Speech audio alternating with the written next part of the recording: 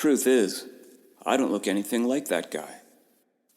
The thick shag of fur, the hunchback, the strangely hooked arms. And why always with that sour expression? This image is everywhere, on lunchboxes, t-shirts, car fresheners, you name it.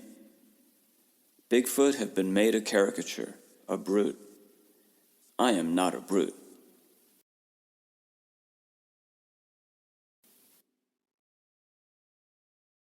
You may have seen me before, walked right past me in some tavern on the waterfront, or cafe out on the edge of the trees.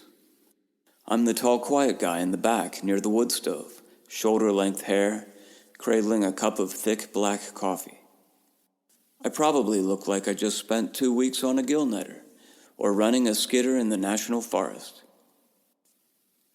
I don't really mind the company of my human cousins, amusing little monkeys that they are.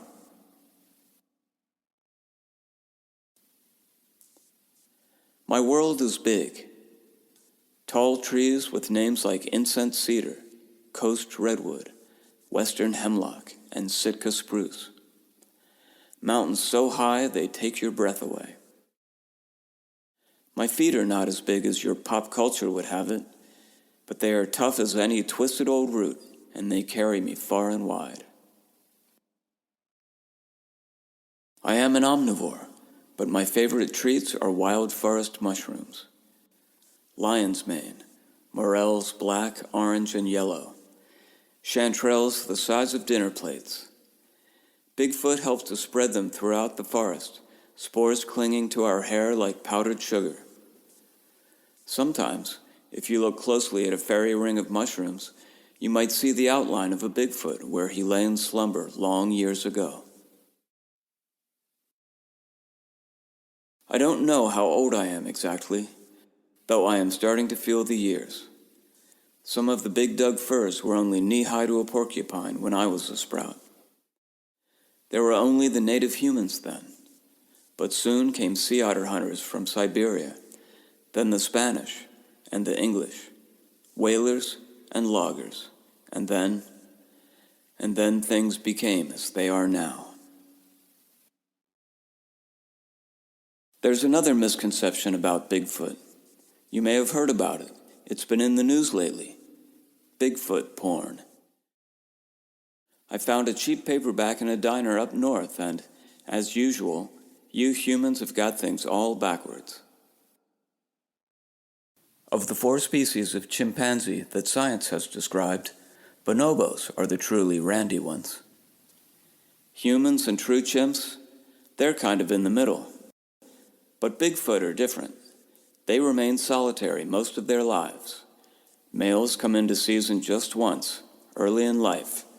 Females several times, each time choosing a new partner. Unions take place at the Festival of the Clans, a large gathering that happens every 30 years or so when a full moon falls on Midsummer's Eve.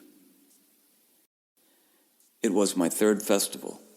The elders came and told me I'd been chosen to meet my bride. I had no idea what was about to happen. I was scared, but excited to find out. My friend, the banana slug, has the same advice for every situation. Take your time. Don't rush. Everything you need, every answer you seek, will come in time. I was led to a secluded grove, and there we met. Time seemed to slow, and sounds and colors blended hypnotically, swirling like smoke. We danced and laughed as firelight flickered through frond and bough. And then she took my hand and led me through the bracken, down to the river.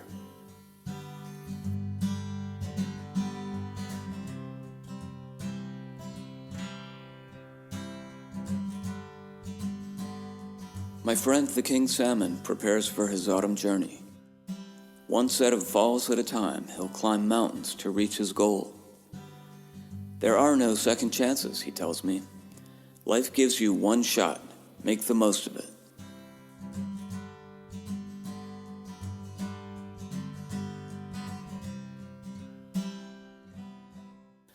My bride and I spent 1 year together, hand in hand and one in heart. We wandered remote and beautiful places. Alpine meadows, glaciers, waterfalls, hot springs, tide pools, and sea stacks. But on next Midsummer's Eve, the spell lifted as quickly as it had come. In that moment, she was gone. I staggered away with a hungover feeling, stunned. But with the passage of time, I have come to understand that this is our way.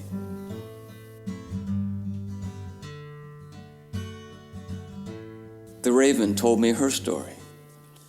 My mate and I have many eggs and hatchlings over the course of the seasons, and in the end, most don't survive.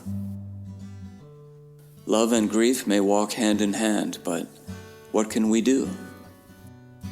We persist.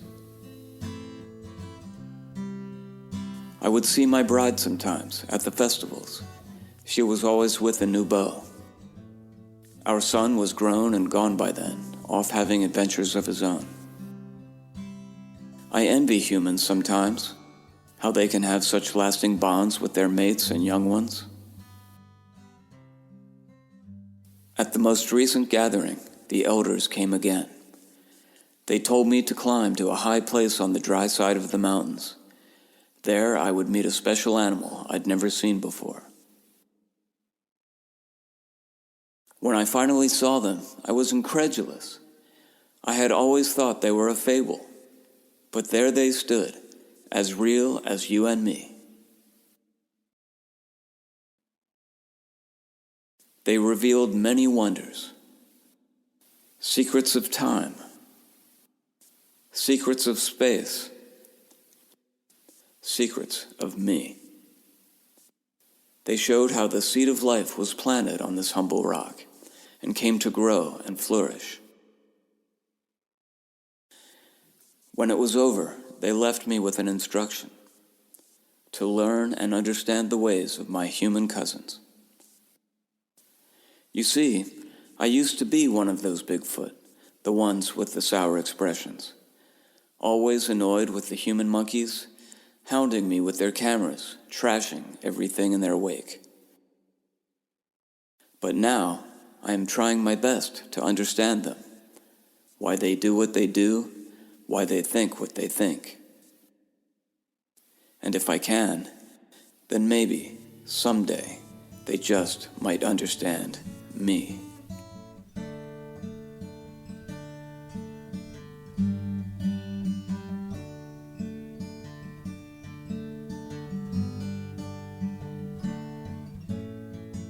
Tonight, I will go to a cafe deep in the trees. There's a booth in the back with a red-checked tablecloth and black and white photos of groups of men standing on enormous tree stumps. I will take a book from the shelf, maybe a comedy of Shakespeare, or a history of the world wars, or perhaps the verses of an ancient Chinese poet. I will linger long over a cup of thick black coffee, and then I will head back out and disappear into the forest.